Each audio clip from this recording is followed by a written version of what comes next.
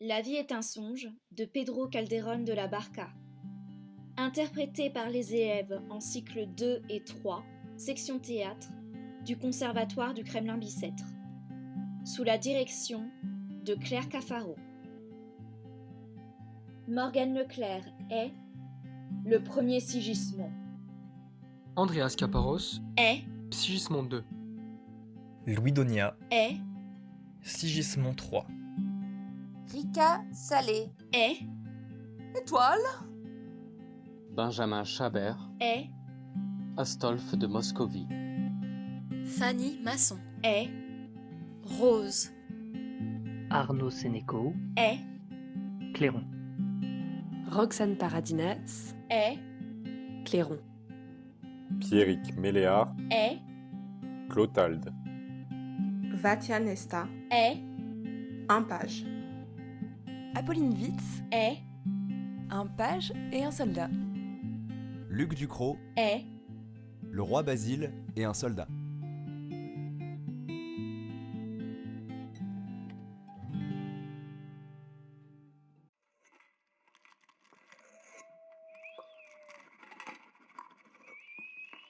Il y a quelque chose de pourri au royaume de Pologne. Un prince enchaîné, un peuple divisé, un dauphin étranger.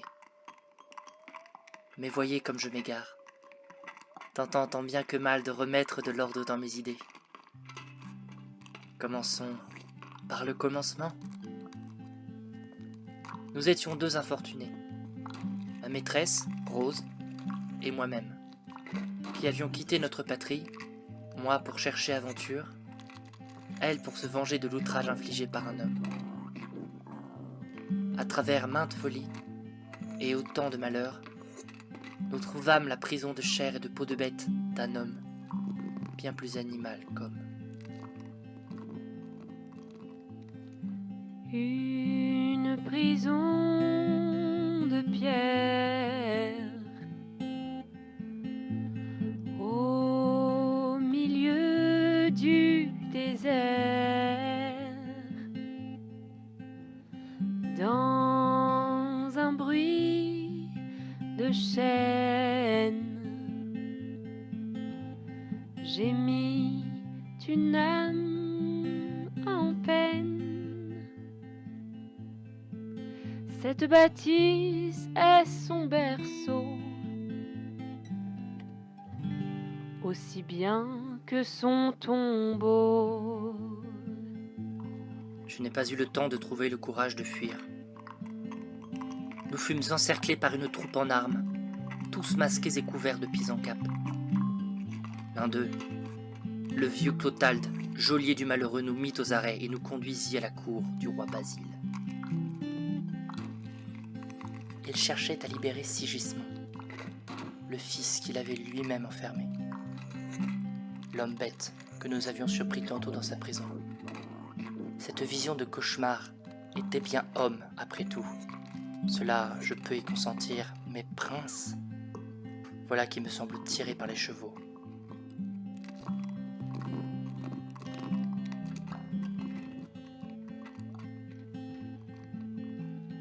Le nez dans les étoiles, le roi tend l'oreille, du destin lève les voiles, sur son royaume il veille. Et que souffrent les hospices.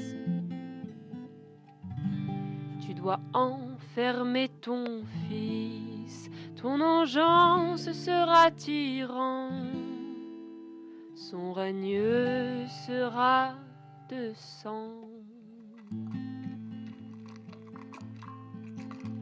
Nous fûmes promptement libérés, pris sous la protection du vieillard. Mais si le prince est enfermé et réduit à l'état sauvage, qui donc doit succéder au roi? Un duc étranger est promis à la nièce du roi. Astolphe de Moscovie, l'homme duquel ma maîtresse cherche vengeance. Ce pays en proie au doute est au bord de la déroute. Ce duc de Moscovie,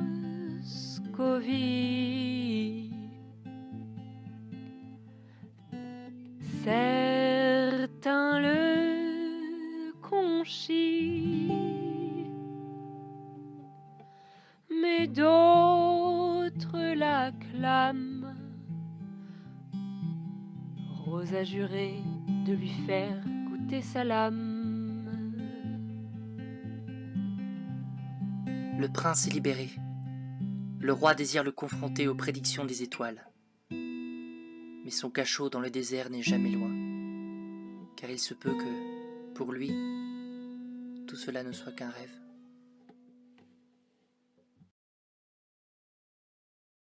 J'ai grand faim. Mais ils ne savent pas qui je suis. Attention, je m'appelle Clairon, et si le clairon se met à sonner, il peut aller tout raconter. Clairon et secret ne font pas bon ménage, Seigneur. Donc clairon du matin, chagrin. Tu as raison de te plaindre. Je m'en souviendrai. En attendant, je reste là et tu te... Seigneur Sigismond. Sigismond, Sigismond, il est bon, il est beau, il est grand. Sigismond, Sigismond, c'est un seigneur très puissant. Est-ce bien moi?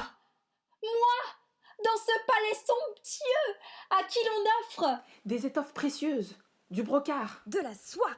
Moi, à peine sortie d'un grand lit neigeux. Au ciel, dites-moi ce qui se passe. Dites-moi ce qui est arrivé pendant mon sommeil. Et par quel coup du sort je me trouve ici? Oh, et puis non, je veux me laisser servir. Après tout, pourquoi faudrait-il m'en inquiéter? il paraît si pensif. Serait-il triste? Qui ne le serait pas à sa place? Moi? Parle-lui. Voulez-vous que l'on recommence à chanter pour vous? Non, pas de chant. Nous avons voulu vous distraire, vous paraissez si pensif. Que votre Altesse, monseigneur, me permette de lui baiser la main. C'est pour moi un grand honneur d'être le premier à vous témoigner ainsi mon obéissance. Mais n'est-ce plus le même Clotalde? Lui qui me traitait si durement dans ma prison, comment se fait-il qu'il me témoigne aujourd'hui autant de respect? Dans le grand trouble où vous jette votre nouvelle position, votre raison doit être assaillie par le doute, n'est-ce pas? Que m'est-il arrivé? Seigneur, il faut que vous sachiez que vous êtes le prince héritier de ce royaume. Si vous avez été maintenu longtemps à l'écart du monde, c'est pour échapper à la sévérité de votre destin inscrit par les planètes, qui promet 1000 tragédies à ce pays lorsque vous cindrez sa couronne. Mais un cœur magnanime doit savoir dominer l'influence des étoiles. Dans la conviction que votre force morale saura vaincre cette influence, pendant que vous étiez sous l'emprise du sommeil, on vous a tiré de la caverne où vous viviez et l'on vous a porté jusqu'au palais. Si je suis votre prince, comment avez-vous pu trahir ainsi votre patrie? La tromper jusqu'à m'emprisonner, m'enlever le rang qui m'était dû contre le roi du sang et contre toute raison. Vous êtes un traître? Infortuné que je suis. Vous avez trahi la loi divine? Vous avez abusé votre roi? Vous m'avez traité avec cruauté? La loi, le roi et moi, nous vous condamnons à mourir de mes propres mains. Seigneur! Le premier qui s'interpose, je le jette par la fenêtre. Fuyez, Seigneur Clotalde! Malheur à vous qui montrez autant d'orgueil en oubliant que vous êtes au milieu d'un rêve. Remarquez, prince Sigismond, qu'il n'a fait qu'obéir à son roi. Il n'avait pas à lui obéir puisque ce que le roi lui ordonnait n'était pas juste. Et d'ailleurs, j'étais son prince. Il ne lui appartenait pas de juger si ce qu'on lui ordonnait était juste ou non. Tu oses me répondre? Le prince parle fort bien. Et vous vous conduisez fort mal. Et vous, qui vous a donné la permission de venir ici? Je me la suis donnée tout seul. Qui es-tu, toi? Dis-moi. Un homme qui aime à se mêler des affaires des autres. On m'appelle Clairon. Et j'ai fait mes preuves. Je ne crains personne sur ce terrain-là. Bien répondu. Dans ce monde nouveau, Toi, au moins, tu me plais. Je serai trop heureux, Seigneur, de plaire à tous les sigissemons de la terre. Que 1000 fois béni soit ce jour miraculeux où vous vous montrez enfin à votre peuple. Que votre noble front puisse longtemps porter la couronne royale. Que Dieu vous garde, monsieur. Je me fâcherais d'un accueil aussi froid si vous saviez qui je suis. Mais bien sûr, vous ne me connaissez pas encore. Je suis le duc Astolphe, j'en ai le titre, et je suis votre cousin. Nous pouvons dès maintenant traiter d'égal à égal. Que Dieu ne vous garde pas. Seigneur, surtout n'en prenez pas ombrage. Le prince se conduit comme un homme qui a été élevé dans les montagnes. Prince, je vous en prie, ménagez davantage le seigneur Astolphe. Mais de quoi te mêles-tu, toi? Ah! Que votre Altesse soit 1000 fois la bienvenue dans ce palais qui est si fier de l'accueillir. Et qu'elle y vive auguste et glorieuse, non pas des années, mais des décennies. Qui est cette divinité céleste?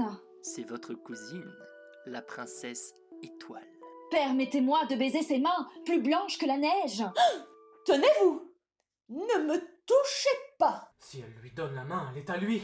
Songez, Seigneur, qu'en présence du prince Astolphe, il n'est pas raisonnable de prendre pareille liberté. Toi, le page, je t'ai dit de ne pas te mêler de mes affaires. Mais c'est parce que cela ne se fait pas. Tu m'ennuies, je fais ce que je veux. Mais vous disiez tout à l'heure qu'il ne faut obéir à son prince que lorsque ses actes sont justes. Vous m'avez aussi entendu dire que je jetterais par la fenêtre le premier qui m'ennuierait. C'est ce qui va t'arriver. Mais mon prince, ce n'est pas possible. Ah non! Eh ben, je vais te prouver le contraire. Imaginez pareille chose. Au secours! Arrêtez-la!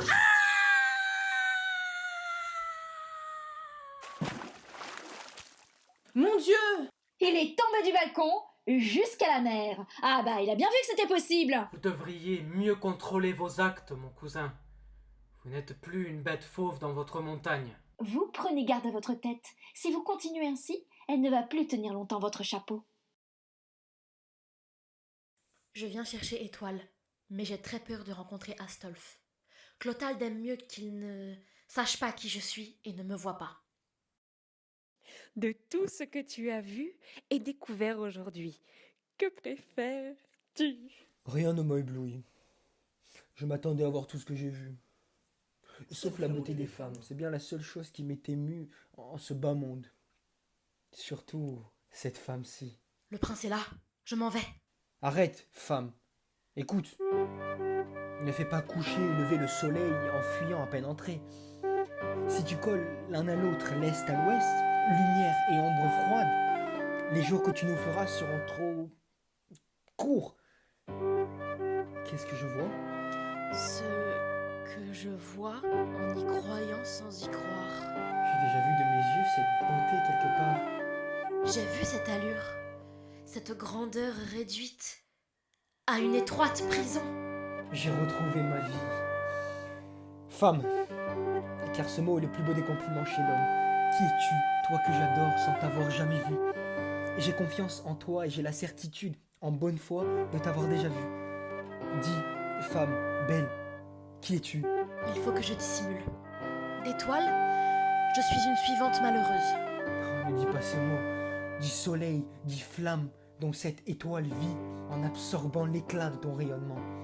Si au-dessus des fleurs, des étoiles, des pierres, des constellations, des planètes règnent les plus belles, comment peux-tu, toi, servir une moins belle que toi, étant plus éclatante, plus belle, étoile, soleil, Vénus, diamant et rose? J'ai élevé Sigismond après tout. C'est à moi de le maîtriser. Mais que vois-je? Merci de tes louanges. Non, ne pars pas, attends. Tu vas abandonner ainsi en partant mes sens dans l'obscurité? Je te prie, prince, de me le permettre. Partir si brutalement, ce n'est pas prier, c'est te le permettre. Si tu refuses, je passerai outre. J'étais poli, je vais devenir grossier. Ce poison plein de fureur n'osera pas toucher au respect qui m'est dû. Je me forcerai à le perdre devant ta beauté, juste pour voir si je peux. J'ai envie de vaincre l'impossible. Il ne lâche pas prise. Ciel, Que faire quand je vois un désir insensé mettre en danger mon honneur pour la seconde fois? Mais que doit faire un homme qui n'a d'humain que le nom, plein d'insolence inhumain, cruel, hautain, barbare et tyrannique, né au milieu des bêtes? Laissez-nous seuls, fermez la porte et que personne n'entre. Ah! Je suis morte! Attends! Je suis un tyran, inutile d'essayer de me fléchir. Quelle situation! Je dois l'arrêter, même au prix de ma mort. Seigneur! Attends, écoute. C'est la seconde fois que tu me mets hors de moi, pauvre vieux fou. Que sont ma colère et ma fureur pour toi? Rien? Que viens-tu faire ici? J'ai entendu tes éclats de voix, je suis venu te dire de te calmer. Si tu as l'intention de régner, maître, ce pourrait n'être qu'un rêve. Oh, tu attises ma rage. Je verrai en te donnant la mort si je rêve ou si c'est bien vrai. Ôte ta main de ma dague. Je ne la lâcherai pas jusqu'à ce que quelqu'un vienne calmer votre fureur. Arrêtez, je vous en supplie! Lâche cette dague, vieil imbécile, ou je t'étrangle de mes mains. Au secours! Il va tuer le seigneur Clotalde! Prince! Prince! Arrêtez! Remettez-la dans son fourreau. Pas avant de l'avoir rougi. Regardez, la vie de Clotalde a trouvé refuge à mes pieds. Mon arrivée doit servir à l'épargner. Eh bien, elle te servira à mourir. Tu me donnes l'occasion de me venger du déplaisir que tu m'as toi-même causé tout à l'heure. Je ne tire pas l'épée contre vous pour vous insulter. C'est uniquement pour défendre ma vie. Ne l'offensez pas, Seigneur Astolphe. Pourquoi ces épées? Oh ciel! Astolphe! Que s'est-il passé? Ce n'est rien, sire, puisque vous êtes ici. Il s'est passé beaucoup de choses, sire. Entre autres, j'ai voulu tuer ce vieillard. Sans aucun respect pour ses cheveux blancs? Ce ne sont que les miens, sire. C'est sans importance. Il se pourrait qu'un jour je ne respecte plus les vôtres. D'ici, là, tu dormiras de nouveau en un lieu où ce qui t'est arrivé, comme tout bien en ce monde, te paraîtra un rêve. Vous voyez, chère étoile, il est bien rare que le destin se trompe quand il annonce des malheurs. Et Sigismond et moi, nous en sommes la preuve, n'est-ce pas? Pour Sigismond, le destin a annoncé de tristes et sanglants événements. Et il a dit vrai, puisque tout arrive. Mais pour moi, à qui l'on a prédit bonheur et triomphe, et qui ai vu tant d'espérance dans votre beauté, il semble bien que le ciel se soit trompé. Astolphe, je ne doute pas que toutes ces paroles galantes partent d'un cœur sincère, mais elles s'adressent certainement à une autre que moi. Peut-être celle dont vous aviez hier le portrait autour du cou lorsque nous nous sommes vus. S'il en est ainsi, allez donc lui réclamer le prix de vos compliments. Les serments d'amour et les galanteries n'ont aucune valeur lorsqu'on les a usés auprès d'une autre. Finalement, je n'ai peut-être plus rien à redouter. Sachez que seul votre visage règne sur mon cœur. Je ne porterai plus ce médaillon. D'ailleurs, je vais le chercher. Que Rose me pardonne cet outrage. C'est l'éloignement qui nous rend infidèles, les hommes comme les femmes. Et voilà, je craignais tant d'être vue que je n'ai pas pu entendre la fin de leur conversation. Astrée! Astrée! Madame? Astrée! Je ne vous connais que depuis peu et pourtant, je me suis vraiment attachée à vous. Je vous écoute, madame. Pour vous dire cela en 2 mots, Astrée, sachez que mon cousin Astolphe doit m'épouser, si toutefois la fortune veut que ce bonheur vienne me dédommager de tous mes chagrins passés. Mais j'ai vu à son cou le portrait d'une dame, et cela m'a rendu bien triste. Je le lui ai avoué avec le plus de douceur possible. Il a été sensible à ma peine, et comme il a de l'amour pour moi, il a décidé d'aller me chercher ce portrait. Astrée, vous comprenez bien sûr qu'il m'en coûterait vraiment de recevoir ce médaillon de ses mains. Restez ici, et quand il reviendra, priez-le de vous le remettre. Je ne vous en dis pas davantage. Je ne pense pas que ce soit... Vous avez de l'esprit. Je... Vous êtes charmante. Non, mais je ne... Si. Écoutez. Si, vous êtes charmante. Et vous devez savoir ce que c'est que l'amour. Oh, ciel, j'ai besoin de ton aide. Que dois-je faire maintenant? Ma situation est confuse. Si je dis qui je suis, c'est Clotalde, mon protecteur, qui peut s'en offenser, puisqu'il m'assure que je dois attendre en silence la réparation de mon honneur. Et comment tromper Astolphe s'il me voit devant lui? Ma voix, je peux la contrefaire. Mes yeux peuvent se détourner. Mais mon cœur les démentira. Que faire alors? Au ciel, s'il te plaît, soutiens-moi!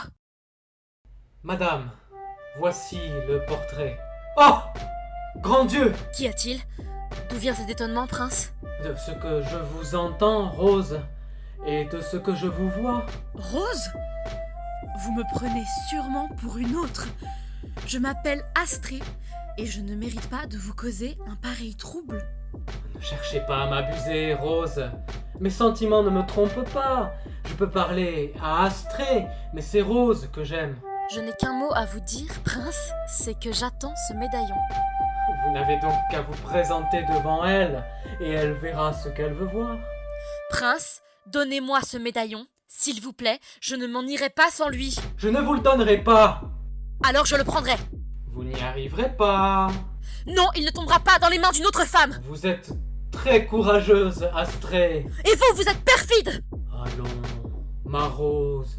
Ma Rose? Je ne suis pas votre Rose, prince. Astolphe? Astrée? Mais que se passe-t-il? Princesse? Il me faut ce médaillon. Amour, inspire-moi. Si vous désirez savoir ce qui s'est passé, madame, je vais vous le dire. Qu'allez-vous raconter? Madame, vous m'aviez demandé d'attendre le prince Astolphe ici et de lui demander un portrait de votre part. C'est cela même? Une fois seule, par un enchaînement de pensées, je me suis souvenu que j'en avais un de moi dans une poche et j'ai voulu le regarder, par enfantillage, pour me distraire un moment. Et je ne sais comment, il s'est échappé de ma main. À ce moment-là, le prince a voulu lui substituer le mien. Je l'ai prié de me rendre mon médaillon, en vain. J'ai cherché à le lui arracher. Demandez donc au prince ce portrait. Vous verrez que c'est le mien. Astolphe, laissez-moi voir ce portrait. Le voici. En effet, il est très ressemblant. N'est-ce pas le mien? Il n'y a aucun doute. Maintenant, demandez-lui l'autre. Prenez votre portrait et sortez, Astrée. Prince, donnez-moi l'autre portrait que je vous ai demandé. Chère étoile, je voudrais obéir à vos ordres, mais il m'est impossible de vous donner ce médaillon parce que... Vous êtes un homme grossier, mon cousin. Eh bien, je ne le veux plus ce portrait, car je ne veux pas me souvenir davantage que je vous l'ai demandé. Princesse, restez! Écoutez-moi! Hein, Rose? Comment as-tu pu venir jusqu'ici pour te perdre et me perdre en même temps?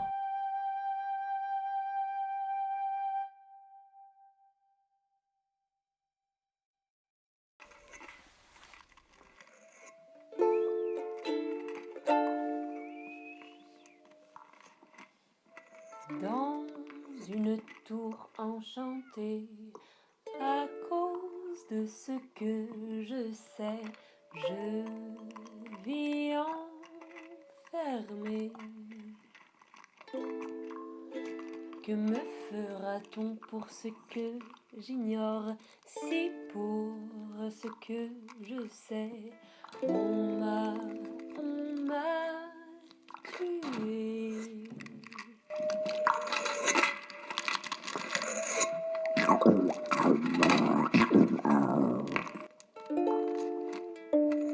Pour moi, ce silence ne s'accorde pas avec le nom de Clairon. Et je suis incapable de me taire. Ma seule compagnie en ce lieu, et je frémis de le dire, ce sont les araignées et les rats. Ne voilà-t-il pas de jolis moineaux? Grâce aux songes de cette nuit, j'ai ma pauvre tête remplie du tapage de 1000 clarinettes, de trompettes, de séductions trompeuses, de croix, de flagellants.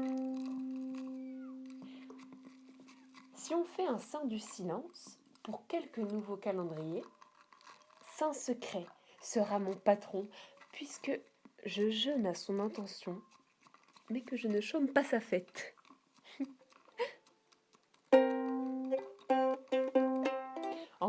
Encore que bien mérité soit le châtiment que je reçois, puisqu'étant valet, je me suis tue. Ce qui est le plus grand des sacrilèges. C'est dans cette tour qu'il est. Abattez la porte et entrez tous. Vive Dieu! C'est moi qui le cherche, c'est sûr, puisqu'ils disent que je suis ici. Qu'est-ce donc qu'on me veut? Entrez. Il est là! Il n'y est pas! Sire. Sire. Sire. Sire. Sire. Ces gens-là seraient-ils sourds? C'est toi, notre prince. Nous n'acceptons et nous voulons que notre seigneur légitime, et non un prince étranger. Laisse-nous baiser tes pieds. Vive notre grand prince! Vive Dieu, c'est pour de bon. Serait-ce la coutume dans ce royaume d'emprisonner un homme chaque jour et de le faire prince pour ensuite le ramener dans cette tour? Oui, j'ai déjà vu les choses se passer ainsi. Eh bien, jouons notre rôle. Donne-nous tes pieds à baiser. Cela m'est impossible, car j'en ai besoin pour mon usage personnel. Et il ne serait pas convenable de voir un prince sans pied. Nous avons tous dit à ton père en personne que nous ne reconnaissons que toi pour prince, et non celui de Moscovie. Vous avez donc manqué de respect à mon père. Je vous reconnais là. Ça a été loyauté de notre part. Si c'est la loyauté, je vous pardonne. Viens restaurer ton empire. Vive Sigismond! Il m'appelle Sigismond. Ce n'est pas mauvais. On appelle ainsi tous les princes de contrebande. Qui donc a prononcé le nom de Sigismond? Serais-je un prince de comédie? Qui est Sigismond? C'est moi. Alors toi, comment avais-tu l'audace et la sottise de te faire passer pour Sigismond? Pour Sigismond, moi? Je le nie, car c'est vous qui m'avez sigismondifié. En conséquence, c'est à vous seulement qu'appartiennent la sottise et l'audace. Grand prince Sigismond, Car la description qu'on nous a faite de toi nous correspond, et de confiance, nous te proclamons notre Seigneur. ton père, le roi, Basile le Grand, prétend te priver de l'exercice de tes droits et le donner à Astolphe, duc de Moscovie. Il a dans ce but réuni son conseil. Mais le peuple, déjà informé qu'il a un roi légitime, ne veut pas qu'un étranger vienne régner sur lui. Et mettant noblement au mépris l'inclémence du destin, il est venu te chercher où tu vis prisonnier afin que, soutenu par ses armes et sortant de cette tour pour sauver ta couronne et ton sceptre, tu les arraches à un tyran. Suis-nous donc. Dans ce lieu désert t'acclame une armée nombreuse de partisans et gens du peuple. La liberté t'attend. Écoute son appel. Vive Sigismond! Vive Sigismond! Qu'est-ce donc, grand Dieu? Voulez-vous encore que je rêve de grandeur que le temps détruira? Encore vous voulez me faire entrevoir dans les jeux d'ombre la majesté et le faste dispersés au vent? Eh bien non, cela ne sera pas. Voyez-moi une fois encore soumis à ma fortune. Et maintenant que je sais que toute cette vie est un songe, disparaissez, ombre qui exhibait devant mes sens morts un corps et une voix, alors qu'en vérité, vous n'avez ni voix ni corps. Je ne veux pas de majesté feinte, de fastes imaginaires. Je vous connais à présent, je vous connais. Et je sais que vous abusez de même tout homme qui vient à s'endormir. Pour moi, plus de mensonges. Car désabusé de tout, je sais que la vie est un songe. Si tu crois que nous te trompons, tourne les yeux vers ces pentes escarpées. Tu y verras tous ceux qui n'y attendent que ton regard pour t'obéir.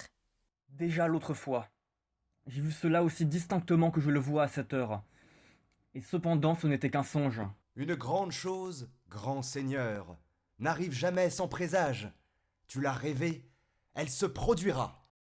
Tu as raison, c'était un présage, et pour le cas où il se vérifierait, puisque la vie est si courte, rêvons mon âme, rêvons, mais faisons-le avec prudence, faisons-le avec l'idée qu'il faudra bien s'éveiller au meilleur moment de l'épopée.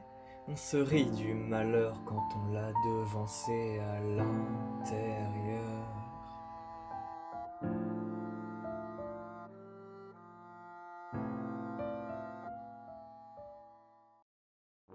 Vassaux, je vous remercie de votre loyauté. Vous avez en moi quelqu'un qui saura, avec audace et adresse, vous soustraire à la servitude étrangère. Sonnez l'appel aux armes, car bientôt vous verrez mon immense courage. Oui, je prendrai les armes contre mon père, et j'accomplirai la prophétie du ciel. Bientôt, je le verrai à mes pieds. Généreux sigismond prince, dont la majesté héroïque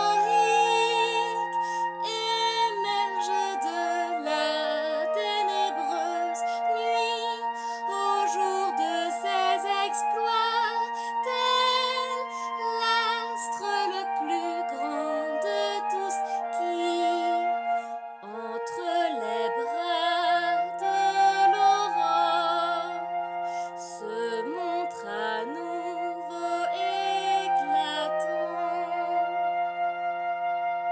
En femme, je viens te prier de réparer mon honneur.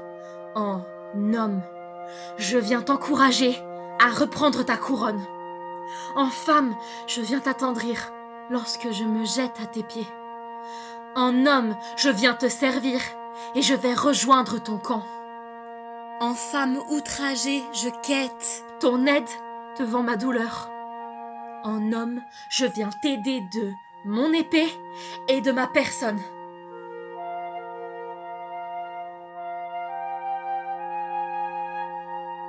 Mais si je me réveille et que je ne peux rien faire, mieux vaut-il pas ne rien dire ?